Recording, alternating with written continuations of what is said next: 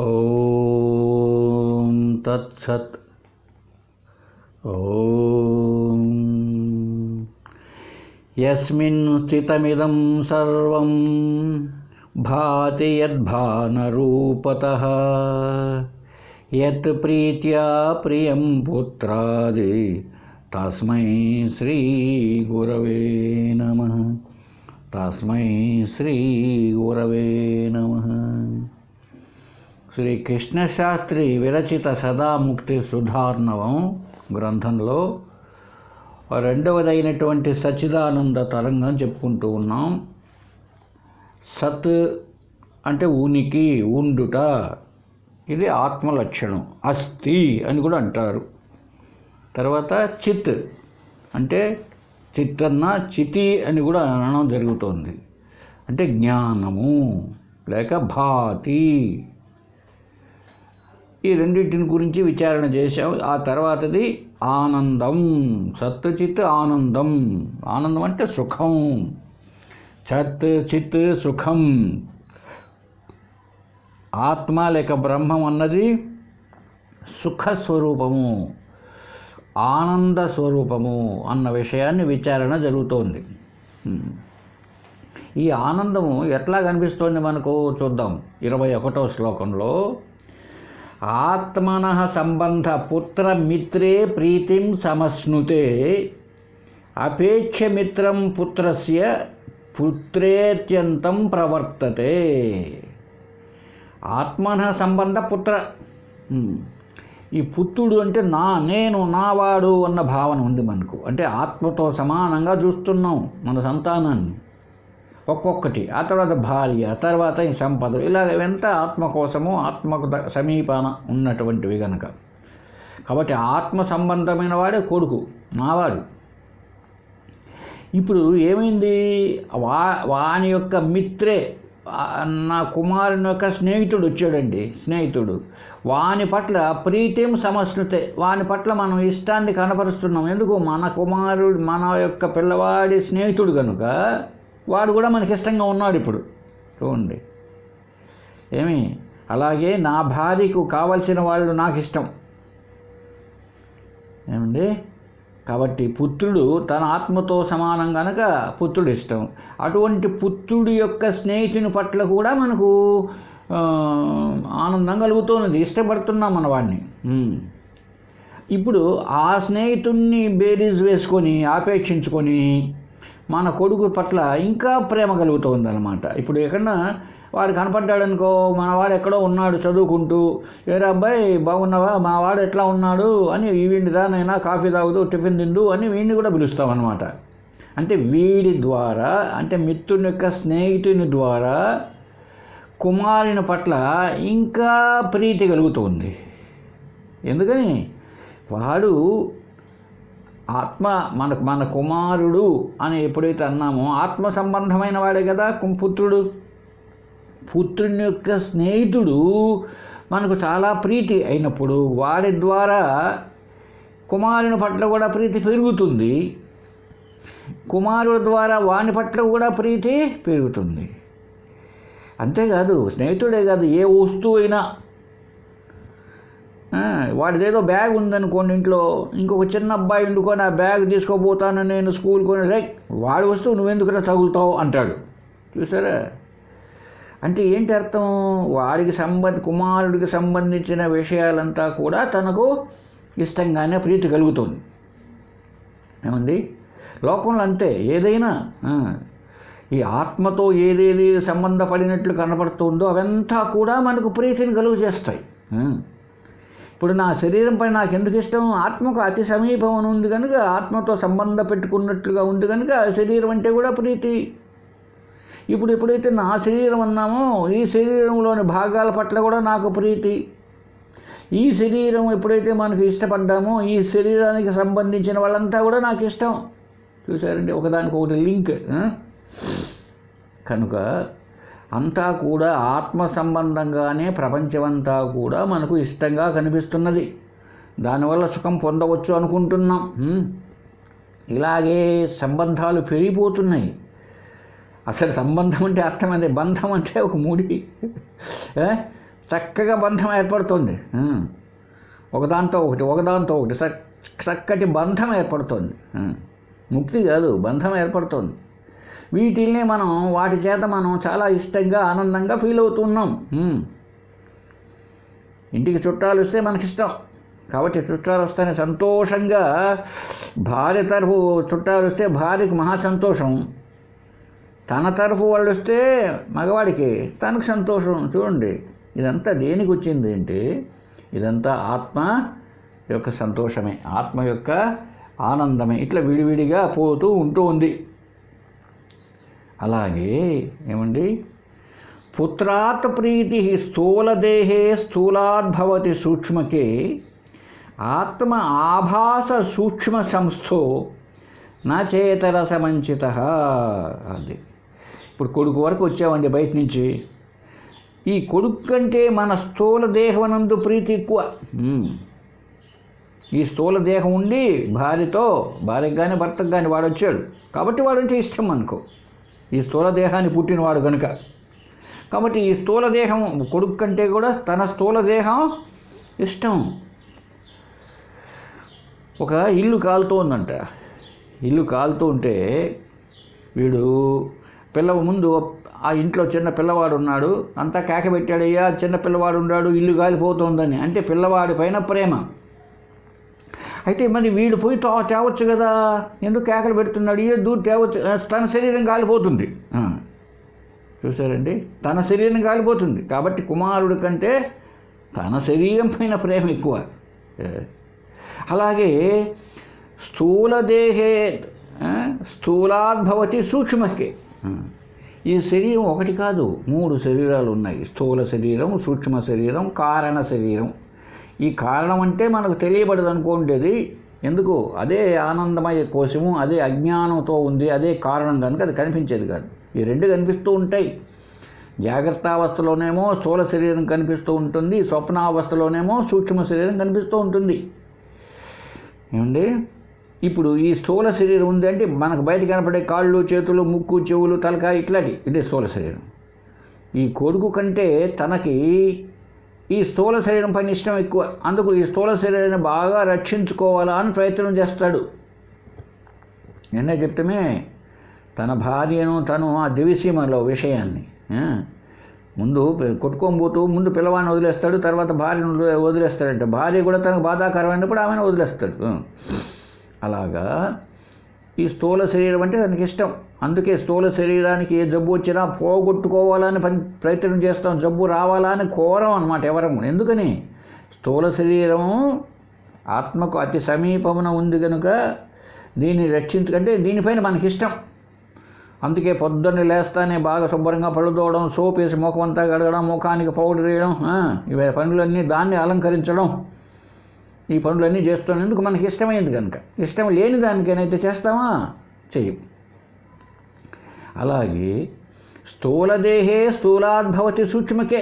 ఆ ప్రీతి ఉందే, ఇష్టం, ఆనందం, సుఖం స్థూల శరీరం కంటే సూక్ష్మ శరీరం అందు అధిక ప్రీతి అంటోంది శాస్త్రం. సూక్ష్మ శరీరం అంటే ఏంటండి? ఏదో మనస్సు, బుద్ధి, జ్ఞానేంద్రియాలు, కర్మేంద్రియాలు, పంచప్రాణాలు ఇవంతా చెప్పుకొని ఉన్నాం గతంలో. సూక్ష్మ శరీరం అంటే దానిపైన ప్రీతి ఎక్కువ అన్నమాట. ఈ శరీరం కంటే చూడండి, ఈ కనిపించే శరీరం కంటే మొద్దులాగా ఇంద్రియాలు, ప్రాణాలు, మన ప్రాణం పోతుందంటే మనకు బాధ. ఈ స్థూల శరీరం కంటే కూడా సూక్ష్మ శరీరం అంటే మనస్సు. ఎందుకని? బాధపడేది మనస్సే. ఈ మొద్దు లాంటి, కట్టె లాంటి శరీరం కాదు కదా. కనుక సూక్ష్మ శరీరం ఆ మనసు బాధపడుతుందనే, మనసు ద్వారానే ఆనందం పొందుతున్నాం కనుక ఆ సూక్ష్మ శరీరంతో పోల్చుకున్నప్పుడు ఈ స్థూల శరీరం అనేది దానికి, ఆ సూక్ష్మ శరీరానికి ఇదొక పనిముట్టు. ఈ పనిముట్టు ద్వారానే అది సుఖాన్నో దుఃఖాన్నో పొందుతూ ఉంది సూక్ష్మ శరీరం. కనుక అది అతి సమీపమున ఉన్నది ఆత్మకు, అతి సమీపంలో ఉందన్నమాట ఆత్మకు. అదే కదా, అంతటా ఉన్న ఆత్మ బుద్ధి ఎందు, బుద్ధి వృత్తులందు ప్రతిబింబించి జీవుడు అనబడుతున్నాడు అని చెప్పుకొని ఉన్నాం మనం. కాబట్టి ఆ సూక్ష్మ శరీరమందు ప్రతి ఒక్కరికి ఇష్టం. అంటే మనసు బాధపడకూడదు. ఈ కన్ను, ముక్కు, నోరు, చెవి, చర్మాలు, ఇప్పుడు అందులో కూడా తమాషా చూడండి. కర్మేంద్రియాలకు అంటే జ్ఞానేంద్రియాలంటే ఎక్కువ ఇష్టం. జ్ఞానేంద్రియాల కంటే ప్రాణములు, పంచప్రాణములు అంటే ఇష్టం. ఏమండి, ఈ పంచప్రాణముల కంటే మనసు, బుద్ధి, చిత్తం, అహంకారం అని ఇంకా దగ్గర కాబట్టి ఇంకా ఇష్టం. అందుకే చూడండి, ఎవడన్నా కొట్టడానికి కట్టి తీసుకుని వచ్చి కొడుతూ ఉంటే ముఖం పైన కొట్టమని చెప్పడు, ఎవడో నడ్డీపు చూపిస్తాడనమాట, వీపు, లేదా కాళ్ళకు పట్టి కొడుతూ ఉంటారు పోలీసు వాళ్ళు దొంగలను. అదే ముఖాన్ని కొట్టాడు అనుకోండి, ముఖాన్ని ఏముంది, జ్ఞానేంద్రియాలన్నీ ఉన్నాయి, ముఖాన్ని ఉండేది. ముఖమే ప్రాధాన్యత జ్ఞానేంద్రియాలకు. కళ్ళు, ముక్కు, ఏమండి, నాలుక, చెవి, చర్మము ఇవంతా కూడా. కాబట్టి కళ్ళకు దెబ్బ తినకూడదు, ముఖం దెబ్బ తినకూడదు అని కొడతాడు. అందుకే తల వంచుతాడనమాట కట్టెతో కొడుతూ ఉంటే. ఎందుకని, జ్ఞానేంద్రియాలంటే ఎక్కువ ఇష్టం. అదేవిధంగా ప్రాణం పోతుంది అంటే చాలా ఎవరికీ ఇష్టం లేదు. ఎవరో ఈ శరీరం లేకపోతే బాగుండును అనుకుంటూ ఉంటారే, వాళ్ళకే తప్ప మిగిలిన వాళ్ళందరికీ ప్రాణాన్ని రక్షించుకోవాలి అని. ఒక చిన్న కథ చెప్పుకుంటే, ఒకసారి వ్యాసుడు పురాణాలు రాశాడే మహానుభావుడు, ఆయన పోతూ ఉన్నా అంటే రథంలో, ఆ దారిలో ఎదురుగా ఒక చిన్న పురుగు ఆ దారిలోనే రోడ్డులో ఇటు నుంచి అటుకు వేగంగా పరిగెత్తుతూ ఉందంట. పరిగెత్తుతూ ఉంటే ఈయనకు అనుమానం వచ్చింది, చూద్దాం ఎందుకు పరిగెత్తా ఉందో దాని విషయం తెలుసుకుందామని దానికి మానవ భాష వచ్చేటట్లుగా చేశాడంట ఇతని మంత్రశక్తితో.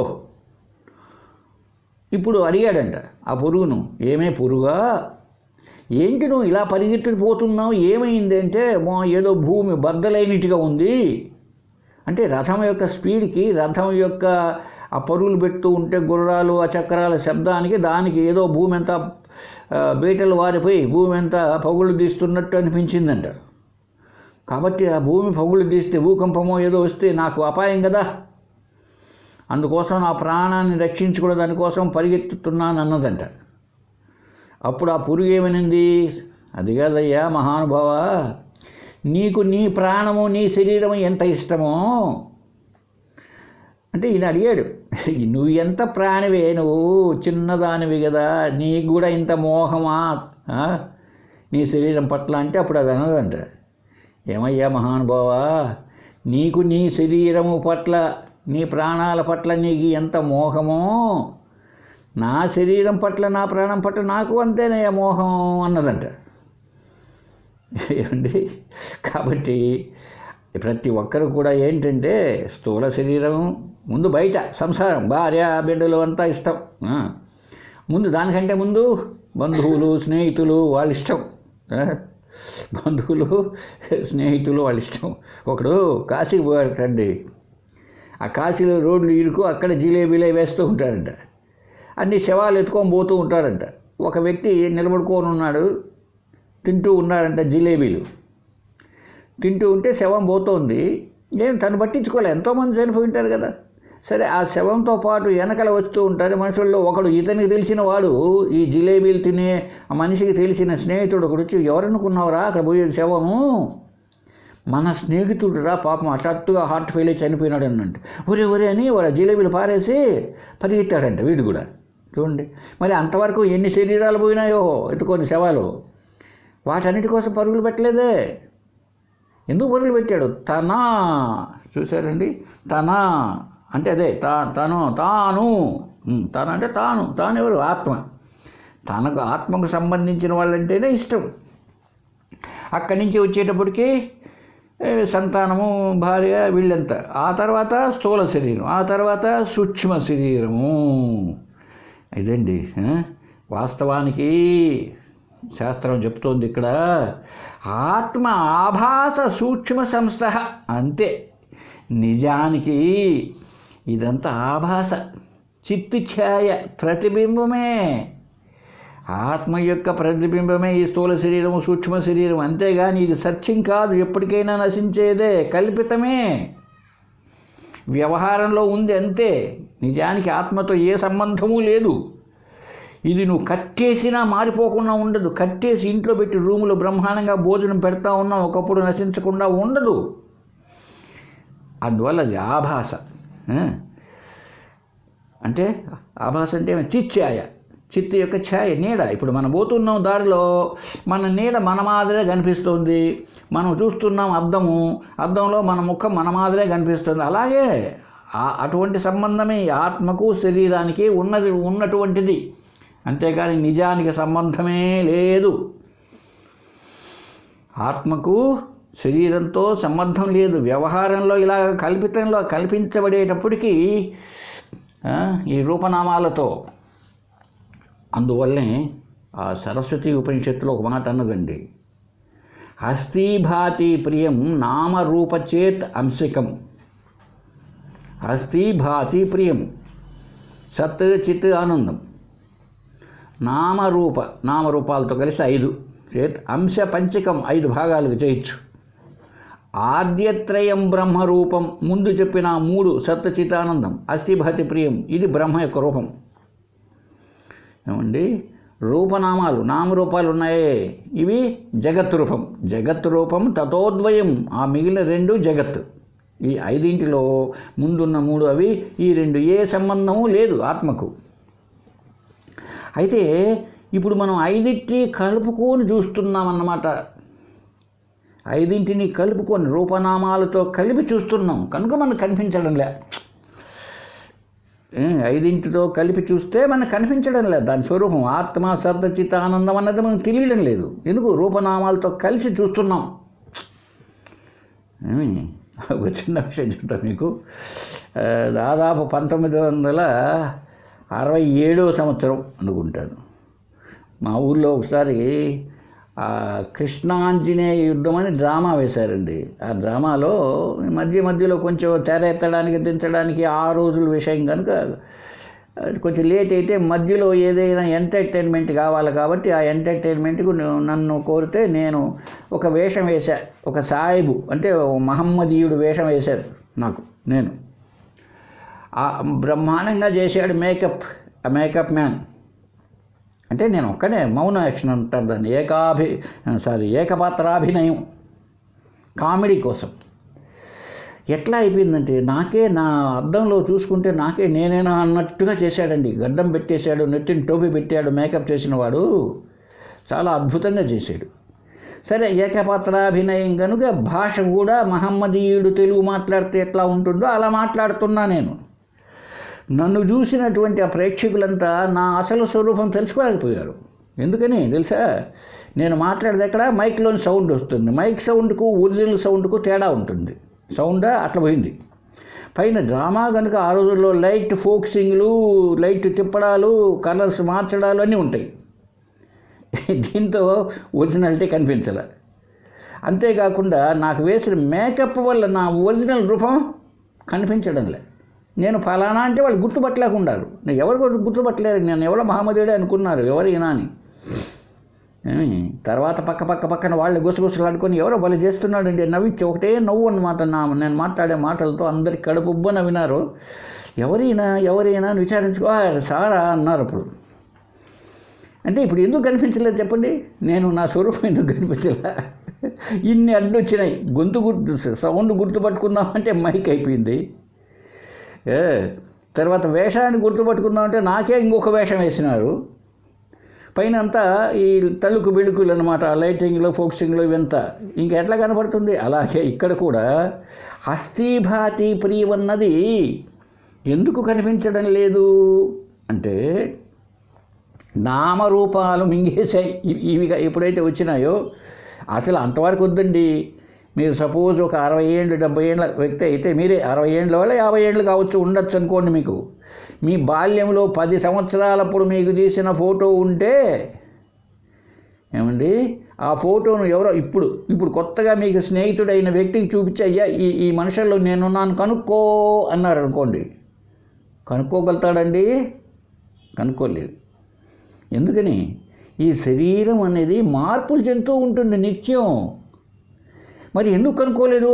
ఆ బాల్యంలో ఉన్న ఫోటో ఆయనే కదా నువ్వు, మరి కనుక్కోలేదు. ఎందుకని? నీ స్వరూపం, నీ యొక్క నిజ స్వరూపం కాదది. నువ్వు వేషాలు మారుస్తున్నావు. బాల్యం వేషం ఒకప్పుడు వేసుకున్నావు. అసలు అంతవరకు వద్దండి. నిజానికి ఎప్పుడు కూడా కారణం కనిపించదు. ఇది గుర్తుపెట్టుకోవాలి. ఈ సృష్టికి కారణం పరమాత్మ, పరబ్రహ్మ. అది కళ్ళకు, చెవులకు, ముక్కులకు తెలియబడేది కాదు. సరే, అదొద్దులే, పరమాత్మ వద్దు, పక్కన పెడదాం. ఈరోజు ఉదయాన్నే అందరూ ఇడ్లీ తిన్నాము అనుకున్నాం. ఇడ్లీ, ఆ ఇడ్లీకి కారణం ఏమిటి? మినప బేడలు, బియ్యం పిండి కదా. ఇదే కదా నిన్న గ్రైండర్లో వేసి ఉడిపించుకొని వచ్చి అదే కదా ఇడ్లీ అయింది. సరే, బాగుంది. సరే, మినపబేడ అక్కడ పక్కన పెడదాం. బియ్యం అని చూసుకున్నాం. ఈ బియ్యానికి కారణం ఏమిటి? ఒడ్లు కదండి. వడ్లను చూసాం మనం, బాగానే ఉంది. ఒడ్లను చూసాం కాబట్టి ఒడ్లే బియ్యంగా వచ్చాయని చెప్పుకోవచ్చు. ఈ ఒడ్లు ఎక్కడి నుంచి వచ్చాయి? వరి పంట నుంచి వచ్చాయి కాబట్టి వరిని చూసాం. వరి పంట ఎక్కడి నుంచి వచ్చింది? ముందు ఒడ్లు నారుగా పోసారు. ఎక్కడ? నేల మీద. బండ మీద పోసింటే అసలు మొలకెత్తవు. కాబట్టి అక్కడ ఈ ఒడ్లు భూమిలో వేసిన తర్వాత నీకేం కనిపించాలి? నేల కనపడుతుందంటే నేల ఉంది. ఆ నేలలోంచి మొలకెత్తినాయి ఇవి. సరే, ఈ నేల ఒకటే ఉంటే మొలకెత్తుతుందా అండి? ఒడ్లు మొలకెత్తుతాయా? మొలకెత్తు. నేలతో పాటుగా, భూమితో పాటుగా నీరు కూడా ఉండాలి. అప్పుడే ఆ ఒడ్లు మొలకెత్తి వరి పంటగా వస్తుంది. ఇప్పుడు ఆ నీరు మాత్రం ఉంటే సరిపోతుందా? సరిపోదు. ఎందుకు? వేడి ఉండాలి. 0 degrees టెంపరేచరు, మైనస్లో కానీ ఉంటే అసలు మొలకెత్తుతుందా? లేదు. కాబట్టి తగినంత వేడి ఉండాలి. వేడి ఒకటి ఉంటే సరిపోతుందా? సరిపోదు. గాలి ఉండాలి. అదే కదా మనం సైన్స్లో చదువుకున్నాం చిన్నప్పుడు. ఏమని? ప్రతి మొక్కలు కూడా కార్బన్ డైఆక్సైడ్ని పీల్చుకొని సూర్యరశ్మి కార్బన్ డైఆక్సైడ్ వల్ల పిండి పదార్థాన్ని తయారు చేసుకుంటాయంటే వాటి పోషణకు అని చదువుకున్నాము. కాబట్టి గాలి ఉండాలి. ఈ గాలి ఉండాలంటే ఏం చేయాలి? ఏమైనా ఇసనకర్త ఇసిరితే వరకు సరిపోతుంది? లేదు. గాలి అంతటా ఉంది, బాగుంది. అసలు గాలి ఉండాలంటే స్పేస్ ఉండాలా, ఖాళీ జాగ ఉండాలా. ఖాళీ జాగ ఉంటేనే నువ్వు వేసిన వడ్లల్లో నుంచి ఆ మొలక అలా రావాలి బయటికి. ఆ వచ్చిందాన్ని కూడా ముందు ఒక 7 ఎత్తు, బెత్తిడెత్తు, జానెత్తు, మూలెత్తు అది రావాలి. అది రావాలంటే ఏంటి? అక్కడ ఉండేది స్పేస్. ఏముంది? ఇలాగా మరి ఏది నువ్వు తిన్నది ఇడ్లీ, బయట ఎంత పంచభూతాలు చూడు ఎంతవరకు వెళ్ళామో. ఇది దేన్నైనా తీసుకోండి, ఒక ఒడ్లని కాదు, దేన్నైనా తీసుకోండి. ఒక ఒడ్లు పంట అని చెప్పానండి. ఏ వస్తువు అయినా సరేనండి ఈ పంచభూతాల ఆధారంగా ఉంది కదా. రూపనామాలు వచ్చేటప్పుడు ఇవన్నీ వచ్చేస్తున్నాయి. మరి ఒరిజినల్ ఏమిటి? ఒరిజినల్ ఏమిటి? అక్కడ ఉంది. ఉనికి, ఉండుట అనే లక్షణం ఉంది. జ్ఞానంలో ఉంది. ఆనందకరంగా ఉంది. చూసారండి? అది ఆనందకరమైతేనే రైతు ఆ వరి పంట బాగా నీళ్లు పారగట్టి చెత్త వేసి దాన్ని పంట తెచ్చుకొని ఇంటికి. అసలు ఇక్కడ ఒక్క విషయాన్ని ఆలోచించండి. వరి పంట వేశారు, ఆ పంట 2 మూరల పైన పెరిగింది. ఇప్పుడు అది వెన్ను పెడుతుందండి, అంటే ఒడ్లు ఉండేదాన్ని వస్తుంది. ఆ ఒడ్లు ఆ చిన్నప్పుడు ఉన్న ఆ వరి పంటలో ఒడ్లు ఉన్నాయా అండి? ఒడ్లు ఉన్నాయా? కనిపించాయా మీకు ఎప్పుడున్నా? చూడండి, చిన్న అది ఒక 3 ఎత్తులో ఉన్నప్పుడు దాంట్లో ఒడ్లు ఉన్నాయేమో. మరి ఎక్కడి నుంచి వచ్చాయండి? పెరిగిన కొంచెం 4 మూరలు 2 మూరలు పెరిగేటప్పటికి ఆ వరి పంటలో ఒడ్లు ఎక్కడి నుంచి వచ్చాయి? బయట నుంచి వచ్చి తగులుకోలేదు. అంతవరకు మీరు మామిడి చెట్లు చూసుంటారు. ఆ మామిడికాయలు ఎక్కడి నుంచి వచ్చాయి? మామిడి పూత నుంచి. పూత ఎక్కడి నుంచి వచ్చింది? ఎవరన్నా చూసామా? చూసాము అనుకో. ఎక్కడి నుంచి? చెట్టులో నుంచి వచ్చింది. మరి బయట నుంచి ఎక్కడ రాలే.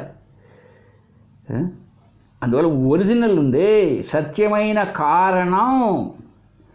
అది వ్యాపకమైన ఆత్మ కనుక కనిపించలే. పరిమితి అయితే నీకు కనపడు, నాకు కనపడు. ఆత్మ కూడా ఏదో నేను వచ్చేసానయ్యో బాబు అని చెప్పు.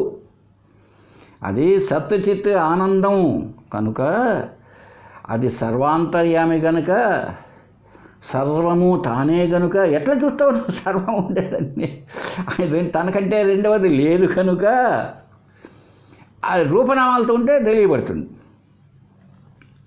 ఎక్కడ ఏది కూడా కారణమైనటువంటి పరమాత్మను అందువల్ల చూడలేడు. మేము చూసామండి, దర్శనమైంది మాకు, దేవుడు కనపడ్డాడు. ఆయన కనపడలే. మన కళ్ళంటే పనిమాలు ఏంటండి? ప్రహ్లాదుడికి చూడలేదా? నరసింహస్వామి కనపడలేదా? ఏమండి మీరు చెప్తారు అద్వైతము అంటారు ద్వైతులు మనల్ని. నరసింహస్వామి కనపడ్డాడు కనుకనే నువ్వు బాగా చదవలే. ఆయనకు గర్వం పెరిగిపోతే అప్పుడు శివుడు శరభ అనే ఒక జంతువుగా తయారై నరసింహస్వామిని చంపేస్తాడు. చూసారు? అది జరిగితే కదా మరి తెలిసేది. అది చదవలేము. కాబట్టి ఇవంతా కథలుగా నమ్మి అనుకోవద్దు. అంటే ఒక ఉపాధి ద్వారా వెలువడితే తెలుసుకోవచ్చండి. ఇప్పుడు గాలి ఉంది, ఒక బెలూన్ తీసుకున్నాం, బుడ్డ ద్వారా అయితే ఎగురుతూ కనపడుతూ ఉంటుంది. ఇంత గాలిగా కనపడమంటే ఎట్లా కనపడుతుంది? అందువల్ల సూక్ష్మం, ఆత్మ సూక్ష్మం గనుక అది సర్వత్రా వ్యాపించింది కనుక మనకి ఈ సత్ చిత్ ఆనందం అని మనం అసలు ఆ లక్షణాలు చెప్పుకోవడం కూడా తప్పే, అయినా అర్థం కావడం కోసం చెప్పుకుంటున్నాం. ఆత్మ ఆనంద అని. ఆనందమే సర్వత్రా వ్యాపించి ఉంది. అయితే రూపనామాలుగా ఎప్పుడైతే ఉందో విడివిడిగా ఉన్నట్టుంది. నిన్న చెప్పుకుంటే నిన్న మొన్న ఇడ్లీ పిండిగా చూసినంత వరకు పాత్రలో ఉండేది, సగం పాత్రకి. ఇప్పుడు ఆ ఇడ్లీ పిండి కాస్త ఆ ఇడ్లీ పాత్రలో వేసి చేసిన తర్వాత ఏమైనాయి? 150 ఇడ్లీలు వచ్చేసేయండి, సపరేట్ అయిపోయినాయి ఒకదానికొకటి. అట్లా అని వేరుగా ఉన్నాయన్నామా? లేదు కదా. ఆ ఇడ్లీ పిండి తయారు కాకముందు ఒడ్లు, ఆ బియ్యం ఎన్ని చెప్పండి? మినపేళ్ళు ఎన్ని లెక్క పెట్టినారా ఎప్పుడన్నా? అనేకమే. మరి అనేకం అందామా? ఉన్నది ఒకటే. అందువల్లనే ఇదంతా శాస్త్రం ఏం చెప్తోంది తెలిసినా? ఇప్పుడు ఆత్మ ఆభాస సూక్ష్మ. అది ఆత్మ యొక్క ఆభాసతో, అంటే అదే మాదిరి కనిపించడమే ఆభాస అంటే. ఉన్నది ఇంకొక మాదిరిగా కనిపించడం, మళ్ళీ అది అధ్యాస కాదు, అది భ్రాంతి చేత చూడడం. ఉన్నదే అలా కనిపిస్తుంది ఆభాస. ఉన్న నేనే అద్దంలో ఇంకొక రకంగా అక్కడ ప్రతిబింబించడాన్ని చిత్ ఛాయ అని కూడా అంటాం మనం. ఆభాస బంగారే నెక్లెస్గా కనిపిస్తోంది. ఇదంతా కల్పిత వ్యవహారమే కానీ ఇక ఏది కాదు. ఇటువంటి కల్పిత వ్యవహారాన్ని మనం దాన్ని సత్యం అనుకోని మనం జీవిస్తూ ఉన్నామన్నమాట. దాన్ని ఏది కల్పితంగా ఉన్నదాన్ని మనం సత్యం అనుకుంటున్నాం. అసలైంది లేదు, అది కనపడలేదు కాబట్టి ఆత్మ అది లేదు అనుకుంటున్నాం మనం. వచ్చిందంతా ఇబ్బంది. అది ఏమండి ఒకప్పుడు. కాబట్టి మనం తెలుసుకోవాలంటే ఏం చేయాలి? ఆ మేకప్ ఇప్పుడు నన్ను కనుక్కోవాలనుకోండి, నేను ఆ సాయిబుగా వేషం వేశాను లేదని కరెక్ట్గా తెలుసుకోవాలంటే ఏం చేయాలి? నా వేషధారణ అయిపోతేనే మేకప్ రూమ్ ఉంటుంది, అక్కడికి వచ్చేస్తే అప్పుడు మేకప్ అంతా తీసేసి ముఖానికి వేసిన రంగు, ఆ గడ్డం అంతా అతికిచ్చేసి ఉంటుంది, అట్లాంటంతా తీసేస్తే అప్పుడు నా ఒరిజినాలిటీ తెలుస్తుంది. ఏమండి అంతవరకు నేను నా ఒరిజినల్ రూపం కనపడదు. అలాగే ఇప్పుడు ఏం చేయాలి? మనం ఆ ఒరిజినాలిటీ ఏంటో తెలుసుకోవాలి. ఇప్పుడు కుండ యొక్క ఒరిజినాలిటీ మట్టి అని అర్థం చేసుకోవాలి. మనం కుండ నలగొట్టేసి మట్టిని చూద్దాం అనేది కాదు కావాల్సింది. కొన్నిటిని విడదీయలేము. నెక్లెసే బంగారు, ఎట్లా విడదీస్తావు వేషాన్ని? అది నెక్లెస్ వేషం వేసుకోని ఉంది బంగారు. మనం అర్థం చేసుకోవాలి, ఈ నెక్లెస్ బంగారే కదా, ఒకవేళ వేషంతో ఉన్నా కూడా. అయినా శాస్త్రం ఏం చెప్తోందంటే బృహదారణ్యకోపనిషత్తులోనే నేతి ప్రక్రియ, ఇది కాదు అంతేగాని నేతి అంటే నేతి బొట్టేమని కాదు. నేతి అంటే ఓహో నెయ్యి ఏమంటానని కాదు. నా ఇది కాదు, నువ్వు ఏదైతే సత్యం అనుకుంటున్నావో అది సత్యము కాదు అని తోసేయాలి ఫస్ట్. ప్రతిదానికే కప్పేసిండే రామరూపాలు కప్పివేస్తున్నాయి. ఇంకా నీకు ఒరిజినల్ ఎలా కనబడుతుంది? ఒరిజినాలిటీ ఎలా తెలుస్తుంది? ఏమండి ఎప్పుడు కూడా ఆ రూపనామాలతో చూసేటప్పటికీ అలా ఉంది. ఇప్పుడు రూపనామాలను తొలగిస్తే చూస్తే అస్థి భాతి ప్రియం కనపడుతుంది.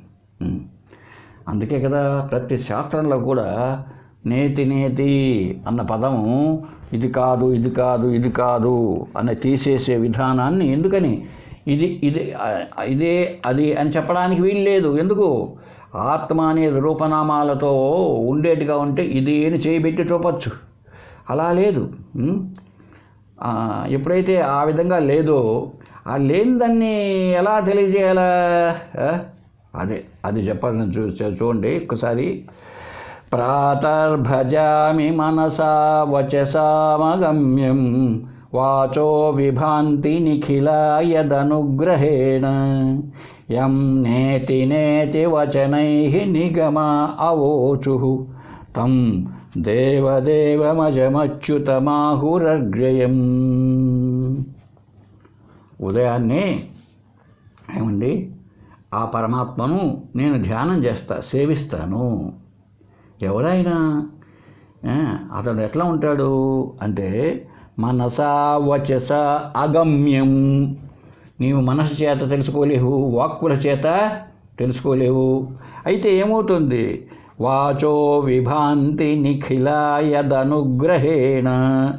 ఆ వాక్కులు కానీ మనసు కానీ దేని అనుగ్రహముతోనైతే పనిచేస్తున్నాయో అది ఏమండి అది ఆత్మ, అది బ్రహ్మం. ఇప్పుడు దాన్ని ఏం చేయాలంట? యం నేతి నేతి వచనైః. ఇది కాదు ఇది కాదు అనేటువంటి మాటల ద్వారా వాక్యాల ద్వారా నిగమ అవోచు. నిగమములు వేదాలు తెలియజేస్తున్నాయి. నువ్వు అనుకున్నది కాదు, నువ్వు అనుకున్నది కాదు, ఇది కాదు అని. అది ఆత్మ. అతను ఏమన్నారు తెలిసిన ఆత్మను? తం దేవదేవం. దేవతలకు దేవుడు. అయితే దేవతలకు దేవుడు కరెక్ట్. ఎట్లయితే మా విష్ణుదేవుడే కదా అందరికంటే గొప్ప సుపీరియర్ అంటాడు వైష్ణవ మతస్థుడు. శివుడేమంటాడు మా శివుడే కదా. అలా కాదు. దేవదేవం అజం, పుట్టుక లేనివాడు. చూసారండి ఆ పుట్ల. అజం అచ్యుతం, నాశనము కానివాడు.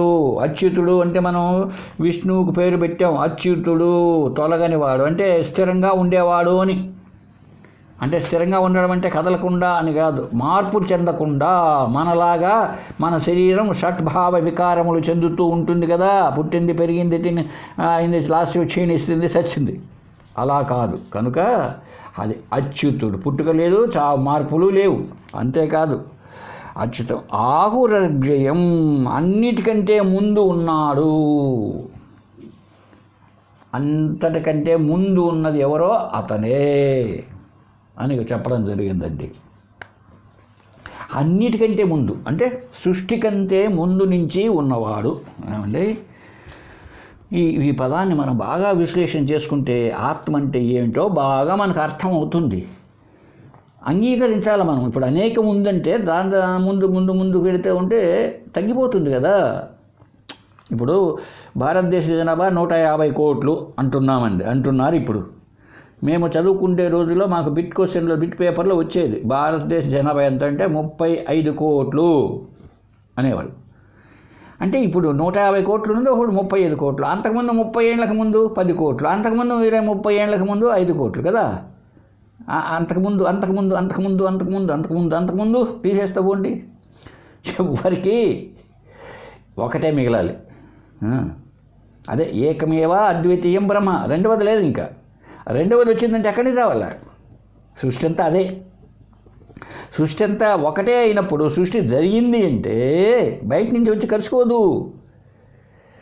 అదే అన్నిటిగా కనపడుతున్నది. మళ్ళీ వస్తున్న వరి పంట దగ్గరికి మీకు ఆ వరి పంట మూరడ పెరిగిన టైంలో వరి దాన్ని ఏమంటారు? వెన్ను. ఆ ఒడ్లు ఉంటుంది, దాన్ని వెన్ను అంటారు దాన్ని. అది ఉన్నిందా? మరి లేదు. ఎక్కడి నుంచి వచ్చి ఖర్చుకున్నది దానికి?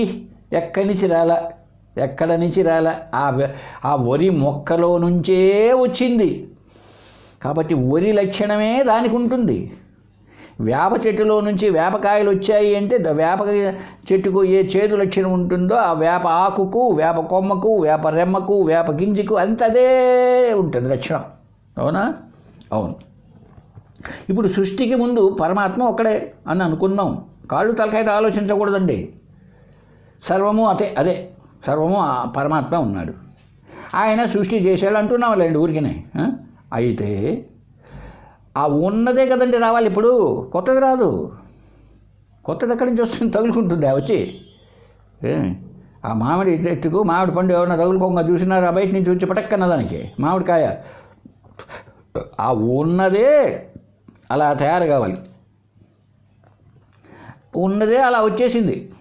ఉన్న బంగారే నగగా వచ్చింది. ఇప్పుడు బంగారే నగగా వచ్చినప్పుడు ఇది వేరెట్లా అవుతుంది? ఒకసారి ఆలోచించమని చెప్పండి ద్వైతులకు ఎవరికో. మీకు ద్వైత భావన ఉంటే పోగొట్టుకోండి. ఉన్నది ఒకటే, అదే సృష్టి జరిగింది అంటున్నాం. ఇప్పుడు ఉన్న ఒకటే కదండి, ఉన్నది ఏదో అదే కదా అనేకంగా కనిపిస్తున్నది.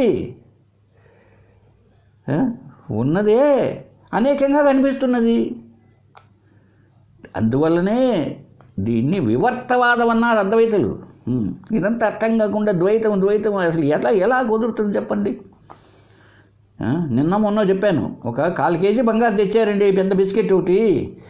నగలు అయినాయి, గాజులు కమ్మలు అన్నీ అయినాయి, ఎన్నో అయినాయి.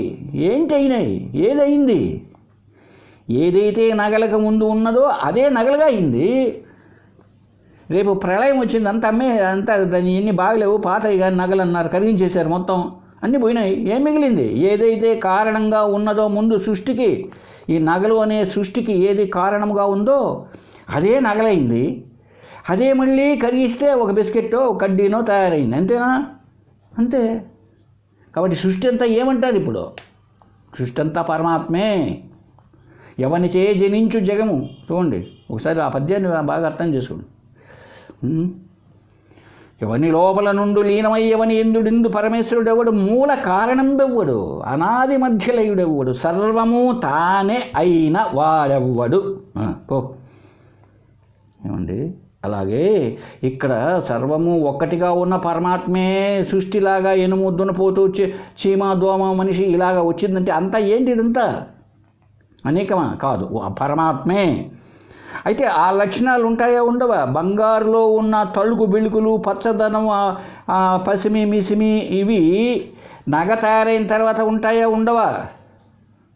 ఒకవేళ అమ్మగారు ఒక 100 గ్రాములు ఏదో చేంజ్ చేయమని ఇచ్చాడు అనుకోండి, వాడు చేంజ్ చేయగదమ్మా, చేయిని కదా చేసేమన్నావు అని చేంజ్ చేశాడు, తెల్లగా ఉండేది ఇచ్చాడు.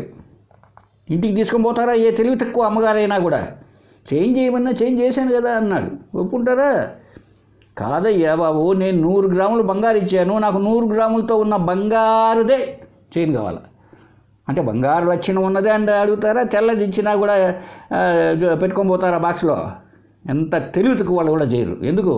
అదే లక్షణం ఉండాలి ఇక్కడ, బంగారు లక్షణమే ఉండాలి. మరి పరమాత్మ లక్షణాలు ఏంటో తెలియకుండానే మనం ఏంటి పరమాత్మ లక్షణం, పరబ్రహ్మ లక్షణం?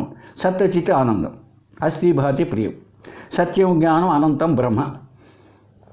ఇవేమీ తెలియకుండానే ఏ యాత్రలకు పోతే ఎంతమంది దేవుళ్ళను కొలిస్తే ఏమంటే అర్థం చేసుకోండి ఒకసారి. అసలు అదేంటి తెలిస్తే కదా. వెంకట సుబ్బరాజు ఎవరో తెలిస్తే అక్కడ మహమ్మదీయుడు వేషం వేసిన వాడు తెలిసి వస్తాడు. అసలు వాడి ముఖము ఎట్లుందో, వాడు ఎంత పొడుగు, ఎంత లావో, ఎట్లాంటి ముఖమో, ముక్కు ఎట్లుందో, చెవులు ఎట్లుండాయో అసలు రూపమే తెలియకపోతే వేషం తీసినా వేషం ఉండినా నన్నెట్లా కనుక్కుంటారు చెప్పండి? కనుక్కోలేరు. అందువల్లనే అద్వైతం ఈ స్థాయిలో ఉంది. అంత అద్వైతం పడి ఆ పరమాత్మ లక్షణాలే సత్యచిత్ ఆనందం, అస్థి భాతి ప్రియము. సృష్టిగా తయారుగా అయినప్పటికీ కూడా ముక్కలుగా ఖండములుగా కనపడుతూ ఉన్నప్పటికీ కూడా ఎన్నో ప్రాణులు, ఎన్నో చరాచరములు ఉన్నప్పటికీ కూడా అన్నిట్లోనూ ఆ లక్షణాలే ఉన్నాయి. ఈ 3 లక్షణాలు తప్ప 4వ లక్షణం అంటూ ఏది ఉండడానికి వీలు లేదు. ఏమండి?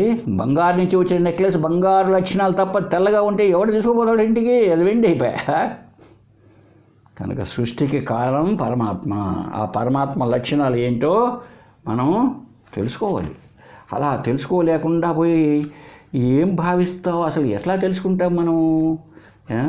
అదేనండి, ఈ విషయాన్నే ఇక్కడే ఈ ప్రాతస్మరణ శ్లోకాల్లో మొదటి శ్లోకంలో చెప్పారు చూడండి, పరమాత్మను ఎలా ధ్యానం చేయాలనో. ప్రాతస్మరామి హృది సంస్ఫురదాత్మతత్వం సచే సుఖం పరమహంస గతిం తురీయం యస్వప్నజాగర సుషుప్తమవైతి నిత్యం తద్బ్రహ్మ నిష్కళమహం నచ భూతసంగః. ప్రాతకాలంలో తెల్లారక ముందు, ఇంతకుముందు ప్రాథమిక స్థాయిలో అయితే ఈ రాముడు, కృష్ణుడు, శివుడు, అమ్మవారు ఎవరినో ధ్యానం చేస్తున్నాం. చిత్తశుద్ధికి, ఏకాగ్రతకు, వీటన్నిటి కోసం జపము ధ్యానము చేస్తున్నాం. తర్వాత కాస్త మనసు వికసించింది, ప్రశ్న పడే స్థాయికి వచ్చావు. ఇప్పుడు ఏం చేయాలి? అద్వైత ధ్యానం చేయాలి. దాని గురించి కేవలం 3 శ్లోకాల్లోనే ప్రాతస్మరణ స్తోత్రం అని రాశారండి శంకరులు. దాంట్లో 1వది ఇది. ప్రాతస్మరామి, నేను ప్రాతకాలంలో స్మరిస్తున్నానండి ఆ పరమాత్మను. ఎవరైనా హృదయంలో స్మరిస్తున్నా. సంస్ఫురత్ ఆత్మతత్వం, ఆ ఆత్మతత్వాన్ని అంటే ఆత్మను నేను స్మరిస్తున్నాను నా మనసులో, నా హృదయంలో అని చెబుతూ ఎట్లా ఉందయ్యా అది? సత్ చిత్ సుఖం. చూశారండి, అది సత్ ఎల్లప్పటికీ ఉండేటువంటి, చిత్ జ్ఞానమయమైనటువంటి, సుఖం ఆనందం అది. చూసారా? అట్లాంటి దాన్ని నేను ధ్యానం చేస్తున్నా. అది కాళ్ళు చేతులు అదేదో చెప్పితే 4 చేతులు వాడు 4 చేతులు ఆయన శంకు చక్రాలు పట్టుకోండి ఆయన, అవి కాదు, అవి రూపాలు. అది కాదు ఇప్పుడు ఇది స్వరూపం. పరమాత్మ అంటే సత్చిత్ ఆనందం. అదే అంతే, సత్చిత్ ఆనందం. మనిషికి కాదు. ధ్యానం మారిపోయింది చూడండి. ఇప్పుడు ప్రారంభిక స్థాయిలో ఉన్న అది ఇప్పుడు వచ్చేటప్పటికీ అంతటా వ్యాపించి కేవల ఉనికి, ఎరుక, ఆనందం, సుఖం, ఈ 3. సత్య సుఖం పరమహంస గతిం. పరమహంసలు, హంస అంటే పాలు నీళ్లను వేరు చేస్తుందని చెప్తాయండి శాస్త్రాలన్నీ. అంటే అలాగే ఒక సాధకుడు నిత్యమైనదేది, అనిత్యమైనదేది, సత్యమైనదేది, అసత్యమైనదేది, ఆనందకరమైనదేది, దుఃఖమయమైనదేది, ఇలాగా విడగొట్టి చూడాలి. వాడు పరమహంస. వాళ్ళ గతి అంటే వాళ్ళకు కావలసినది అది. ఏది? సత్చిత్ సుఖం పరమహంస గతిం తురీయం. 4వది దేనికి 4వది? పక్కనే ఉంది. యత్ స్వప్న జాగర సుషుప్తం. అది స్వప్నము, జాగరం అంటే మెలకువ, జాగ్రత్త అవస్థది, సుషుప్తి. ఈ 3 అవస్థలు ఉన్నాయి కదండి. ఈ 3 కంటే అవైతి వేరుగా ఉన్నటువంటిది, ఆ 3 కంటే వేరు తురియం. ఈ 3 మూడిట్లో ఉంటూ 3 కానటువంటిది. ఇంకా నిత్యం, నిత్యమైనటువంటిది ఎవరో? తత్ బ్రహ్మ. ఆ తత్ అని పిలువబడేటువంటి బ్రహ్మ ఆయన. తత్ త్వం అసి అంటామే. తత్ అంటే బ్రహ్మ, ఆ లక్షణాలతో. తత్ బ్రహ్మ నిష్కళం, ఏ కళలు లేవు అంటే అవిభాజ్యము, విభజించబడి లేదు. కాళ్ళు చేతులు తలకాయ మాదిరిగా కానీ, చీమ దోమ మనిషి కుక్క నక్కగా కానీ ఇవంతా భాగాలు లేవు. అటువంటి దాన్ని అహం, తత్ బ్రహ్మ అహం, ఆ బ్రహ్మ నేను. నచ భూత సంగః, ఈ పంచభూతాలతో కాంబినేషన్ చెంది, పంచీకరణ చెంది ఉండేటువంటి ఈ శరీరంను నేను కాదు, పంచభూతాల సమూహాన్ని నేను కాదు అని ప్రాతకాలంలో ఆత్మను గురించి నా మనసులో ధ్యానం చేస్తాను. ఆ ఆత్మ సత్ చిత్ సుఖమైంది. పరమహంసలైన వాళ్ళు అంటే మంచి ఫస్ట్ క్లాస్ సాధకులు అందాం. మొట్టమొదటి గ్రేడ్ అయినటువంటి అద్వైత సాధకులు దేన్నైతే పొందాలనుకుంటున్నారో ఆ 4వ స్థాయి అంటే 3 అవస్థలు, ఈ 3 జాగ్రత్త అవస్థ, స్వప్నావస్థ, సుషుప్తావస్థ, ఈ 3 కానటువంటి ఆ తురీయమైన దాన్ని, నిత్యమైన దాన్ని, ఆ బ్రహ్మ, అటువంటి బ్రహ్మ ఎటువంటి కళలు అంటే ఎటువంటి మార్పులు, విభజనలు లేనటువంటి వాడిని నేను. అటువంటిదా నేను. ఇది ఏది? నచభూత సంగః, ఈ పంచభూతాలతో ఉండేటువంటి సమ్మేళనం నేను కాదు. కనుక ఇటువంటి భావాలను మనం పెంచుకోవాలి అంతే. కాబట్టి ఆత్మ అంటేనే మళ్ళీ అనేక ఆత్మలు ఉంటాయి, అనేక శరీరాలు ఉంటాయి, ఉపాధులు అనేకంగా ఉంటాయి. ఆ ఉపాధులు మళ్ళీ మనం పోలిక వేసుకొని అనుకుంటున్నాం. ఇప్పుడు ఆనందమే ఆత్మ అనుకున్నప్పుడు ఆనందం ఎక్కడ ఉంది? సత్ చిత్ ఎక్కడో అక్కడే ఆనందం. సత్యం జ్ఞానం అనంతం, అదే కదా సత్ చిత్ ఆనందం. ఎక్కడుంది? లోకంలో ప్రతి అణువున వెలసిన దేవ, ప్రతి అణువులో కూడా ఉంది ఆనందం. ఇప్పుడు కుక్కలో ఉంటుందండి అనొచ్చు మీరు. కుక్క కరుస్తుంది, దాని దుంప దగ్గర కట్టి తీసుకొని కొడతామే అంటే అదోదో. మా ఇంటి ఎదురుగా ఒక పెద్ద బిల్డింగ్ ఉందండి, 3 అంతస్తుల మేడ. ఆ మేడలోని ఒక ఆమె ఉండేది ఒకప్పుడు. పాపం ఆమె కుక్కను గోలుస్తూ దానికి ఒంటికి వస్తే తొడుకొని బయటికి రావాలి, దానికి లెట్టిన్ వస్తే పాపం తొడుకొని బయటికి రావాలి, సాయంత్రం వాకింగ్ దాన్ని పట్టుకొని తోడుకొని పోవాలి. పాపం చూడండి ఆ కుక్క ఎంత ఆనందాన్ని ఇస్తుందో కదా ఆమెకు. లేకపోతే ఆ పని చేస్తుందండి, దానికి సోప్ వేసి స్నానం చేయించాలి. మరి పౌడర్ వేస్తుందో లేదో తెలియదు, కానీ కుక్కకు లేదు. ఆవు ఒక జంతువు, మనం చూడలే గుళ్ళో పెట్టే పూజ. కాబట్టి జంతువు కూడా మనమే ఎందుకు పనికిమాలిన వాళ్ళం, మనిషి పనికిమాలిన వాడు అయిపోయాడు. చివరికి కుక్కలు నక్కలు ఆవులు ఎద్దులు దున్నపోతు దాని దుంప దగ్గర, అది యమధర్మరాజు వాహనం. ఆ దున్నపోతును కూడా బాగా అలంకారం చేసి గంగమ్మ జాతరకు ముందే ఒక వారం రోజులు 10 రోజులు వదిలిపెడతారు. అది ఎక్కడ తిన్నా ఏమనరు, ఏ పొలంలో పోతే కూడా ఏమనకూడదు అంటారు దాన్ని. ఎందుకు? అది అమ్మవారికి తీసినటువంటిది అంటారు. కాబట్టి అన్నిట్లోనూ ఆనందం ఉంది బాబు. ఆనందము అనేది ఆ ఉండుట అనే లక్షణం. కుక్క ఉన్నది, చెట్టు ఉన్నది, దున్నపోతు ఉన్నది. చూడండి, అన్నిట్లో అదే ఉండడమే లక్షణం. దున్నపోతు తెలియబడుతున్నది, కుక్క కరుస్తుంది అని తెలియబడుతున్నది. అన్నీ తెలివిలోనే ఉన్నాయి, అంతా ఆనందంలోనే ఉంది. ఇంకేం తెలియదు నీకు? సత్చిత్ ఆనందం ఆత్మ తెలియలేదు. ఎట్ట తెలుస్తుంది? నువ్వు వేషాలు తెలియలే. ఆ వేషాలు ఉన్నాయి. కుక్కకున్న వేషము, కుక్క అనబడే ఆత్మేది, దానికి ఉన్న వేషం తీయలేదు. అక్కడ సత్యచిత్ ఆనందం అనేది లేదు. అక్కడ ఉన్నది కుక్క అనుకుంటున్నావు, ఇక్కడ చీమ అనుకుంటున్నావు. ఈ చీమకు మనకు మధ్యలో స్పేస్ ఉంది, దాన్ని పేరు పెట్టుకున్నావు ఆకాశం అని. ఆకాశం అనేది ఒకటి ఉంది అనుకుంటున్నావు. ఆకాశం అనేది ఒకటి ఉంది, ఉన్నది అనే లక్షణం ఉంది, తెలియబడుతూ ఉన్నది, ఆనందంగానూ ఉన్నది. ఏమండి, అసలుది మర్చిపోయి దానికి కొన్ని పేర్లు పెట్టేసి ఆత్మ లేదు, ఆత్మ తెలియబడ్డం లేదు, నేనే ఏదో జీవుడే ఆత్మ. అనేక మంది ఆత్మలు ఉన్నారు, అందరూ చచ్చిపోతారు, పైకి పోతారు. అనేక ఆత్మలు. ఎట్లా కనుక్కుంటావయ్యా నువ్వు? ఆత్మజ్ఞానం పొందనిదే ఎలా కనుక్కుంటావు? ఏంటి చేస్తావు? అందుకే శాస్త్రం ఏం చెప్తోంది? నేతి బాబు, ఇది కాదు. నువ్వు పెట్టుకున్న కుక్క అనే పేరు ఆ శరీరం ఆత్మ కాదు. అది అలాగా బౌ అని అరుస్తోంది. నువ్వు స్నానం చేపిస్తే బాగా సంతోషంగా స్నానం చేస్తోంది పాపం కుక్క. ఈ విధంగా జరగడానికి ఆధారమైనది ఏది? అధిష్టానం ఏమిటి? ఒక చైతన్యం, జ్ఞానం. అది జ్ఞానవంతంగానే ఉంది, అదే ఆనందంగానూ ఉంది, ఆనందంలో ఉంది. కనుక అది ఆధారం. కుక్క శరీరం కాదు. కుక్క శరీరం పుట్టింది, పెరిగింది, నశించిపోతుంది. అది ఎవడంటాడు ఆత్మని? శరీరాన్ని ఆత్మ అనుకుంటే పిచ్చోడు ఎవడన్నా ఉంటాడండి? అయితే మనం అనుకుంటున్నాం.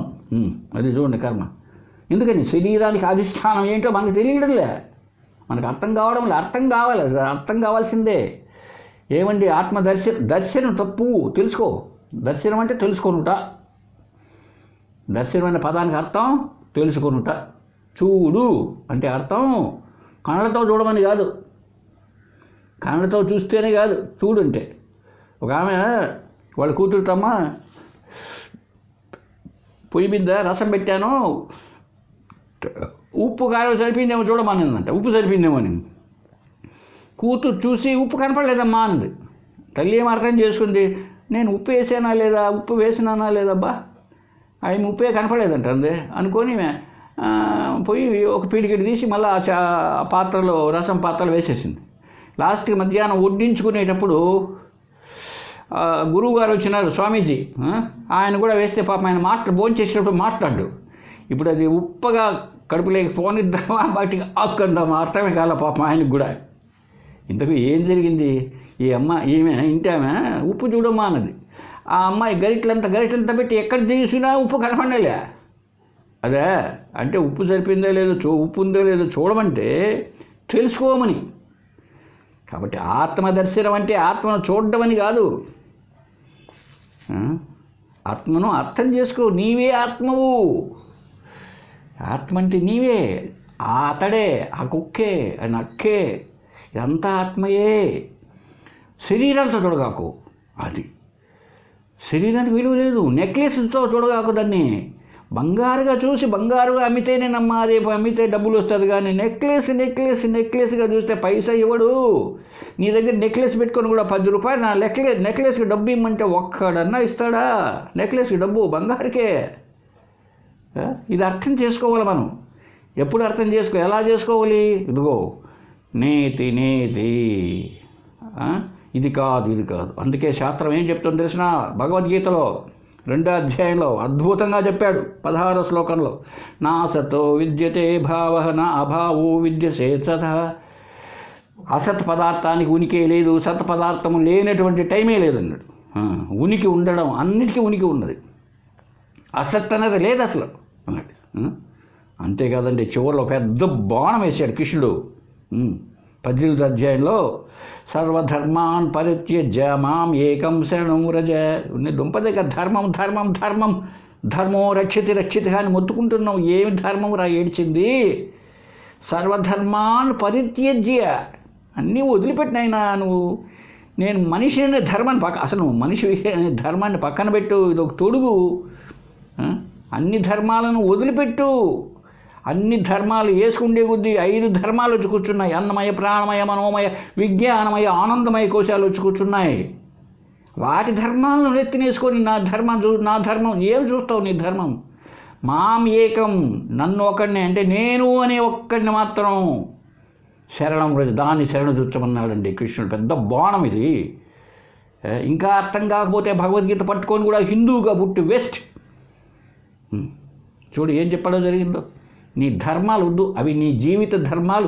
బ్రతికినంత కాలం దానికి గాలి, నీరు, తిండి కావాలి. రోటీ, కపడా, మకాన్, ఇవి కావాల్సిందే. అవి తీర్చుకో చాలు.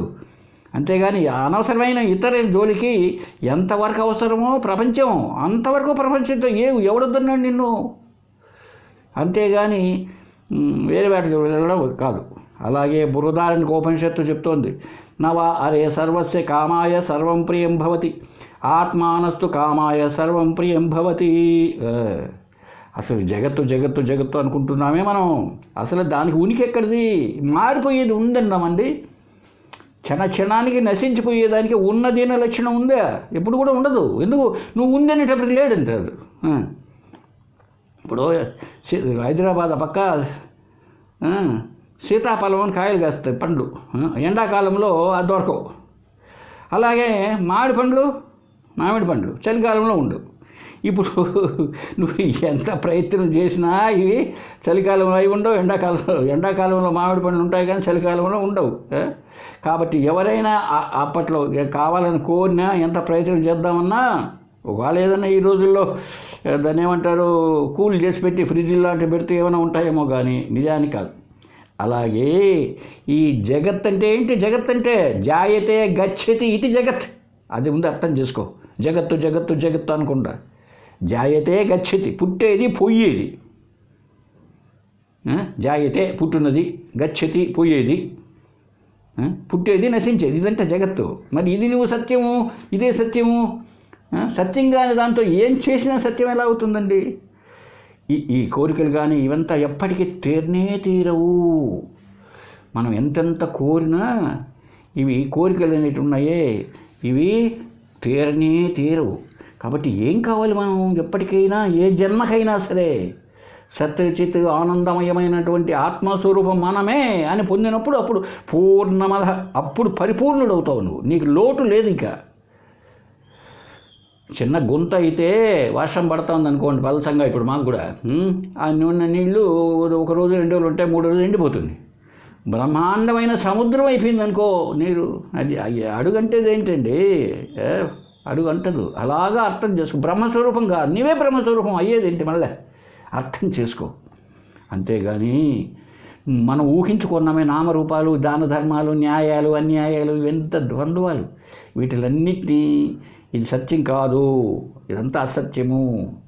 శరీరం కూడా అసత్యమే కనుక నిజంగా ఎప్పటికీ ఉండదు కనుక షట్భావ వికారములు చెందుతుంది కనుక దీంతో ఎంతవరకు చేయాలనో, జగత్తు దృష్టి ఎంతవరకు పెట్టుకోవాలనో పెట్టుకుంటూ మనం జగత్తులో అసత్యమైనటువంటి నిత్యంగా అన్నటువంటి శరీరంతో ఇది నిత్యం కాదు అనుకుంటూనే ఎందుకు ఒకసారి వచ్చింది పోదండి. అది కదా, ఒకసారి వచ్చేసిన తర్వాత అది ఎంతవరకు రన్ కావాలనో అదే లైఫ్ అంటారే. మీ టీవీకి లైఫ్ సార్ అని, అట్లాగే మన శరీరానికి కూడా ఒక లైఫ్ అంట. నువ్వు రేళ్ళు బతకాలని కోరుకుంటావేమో. ఎవరో మహా ఋషి గారు కానీ, ఒక ఆయన పెద్ద స్వామీజీ కానీలే, ఆది శంకరాచార్యులు కూడా కానీ ఉండదు శరీరం. ఎందుకు? దాని పేరేంటి? శరీరం. శరీరం అంటే శీర్యతే ఇతి శరీర, క్షీణించిపోయేదేదో అది శరీరం, నశించిపోయేదంట.